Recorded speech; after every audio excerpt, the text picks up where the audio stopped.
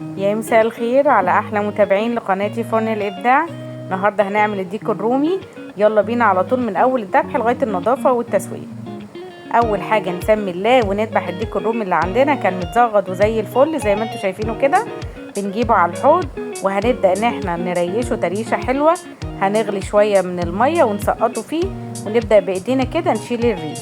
هو على الناشف لو مسكناه كده هنلاقيه بيبدأ يطلع شوية من الريش بتاعه، بس مش كله طبعا لان هو ريشه كان كبير وبيطلع معايا بكل سهولة. بدأت ان انا اريش فيه زي ما انتوا شايفينه كده. على ما المية تغلي معايا عندنا وعاء كبير كده بنبقى عاملينه للتريش الحاجات دي. بنسقط فيه الديك الرومي وبنبدأ نريشه بنفس الطريقة دي. نبدأ نشيل كل حاجة الزوايد اللي في ايدينا زي ما انتوا شايفينه. انا ما قطعتش جزء من الفيديو ولا حاجة عشان تشوفوا نفس الطريقة. اهي دي المية المغلية وسقطته فيه وهبدأ ان انا اشد الريش. شايفين بيطلع بكل سهولة، بس ما تبالغوش قوي في ان انتوا تحطوه في المية المغلية علشان جلده ما يتهريش معاكم. يعني دوبك هنسقطه ونطلعه على طول في المية المغلية، هو هيتشال على طول. بنبدأ نشيل بقى الريش الكبير والصغير زي ما انتوا شايفين. بتبقى معانا ابيض وزي الفل كده. ببدأ برضو ان انا انقي اي حاجات اي زوايد، بشيل كل حاجة وبعدين بفتح من ورا زي ما انتوا شايفين واطلع الاحشاء بتاعته. واحدة واحدة بايدينا كده، نمد ايدينا تحت مية جارية ونبدأ نطلع الاحشاء بتاعته، نطلع الكبدة والقنصة وكل حاجة. انا دوست فيه جامد بس عشان يتفتح معايا جامد. هبدأ ان انا اطلع كل حاجة بالطريقة دي.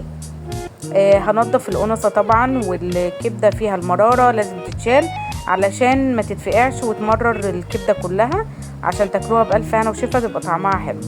هبدأ ان انا اطلع كل حاجة زي ما انتوا شايفين. تنضفوا حلو قوي من جوه علشان بيبقى فيه بواقي دم او بواقي اكل او الحاجات دي كلها بتأثر معايا على الطعم.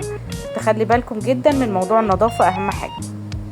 هبدأ ان انا اهو امد ايدي كمان في الجزء اللي من تحت واشيل الحته اللي من تحت علشان ده بيبقى اكتر جزء فيه نسبه زفاره في الديك الرومي اللي معايا. اهو ببدا انضف كل حاجه، تكتلات دم او اي حاجه، الرئتين من جوه كل حاجه ببدا ان انا اشيلها. وبمد ايدي كمان تحت الجلد بيبقى فيه مخاط كده، ببدا ان انا اطلع كل المخاط ده كله لان ده كله بيعمل زفاره زي ما بقول لكم. ببدأ كمان ان انا هفتح من قدام اطلع الحصلة بتاعته اللي بيبقى فيها بواقي الاكل. بقطع الرقبة. انا بالنسبة لي الرقبة بشوفها طويلة كمان عشان لما احطها في الحلة بتاعة السلق يشيلها، لانه بسم الله ما شاء الله كان ديك رومي كبير شوية. هبدأ ان انا اقطع الرقبة بالمنظر ده وهقطع كده من قدام علشان خاطر اطلع الحصلة زي ما بقول لكم اللي هو بيبقى فيها بقايا الاكل. دي لازم تتشال وتتنضف حلو قوي الجزء ده عشان ميبقاش فيه طعم غريب ولا حاجه. بدأت بعد ما انا طلعتها بالمنظر ده نضفت القنصه اللي عندي. بيبقى جواها كيس اصفر كده، بيبقى برضو فيه بقايا من الاكل بشيلها. دي الكبده اللي عندي.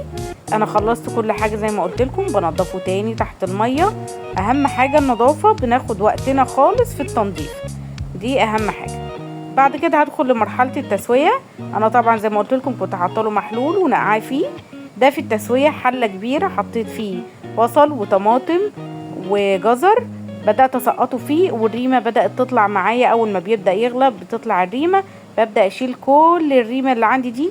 مهم جدا الخطوه دي علشان يطلع لي شوربه نظيفه وصافيه ما يبقاش فيها اي غمقان خالص.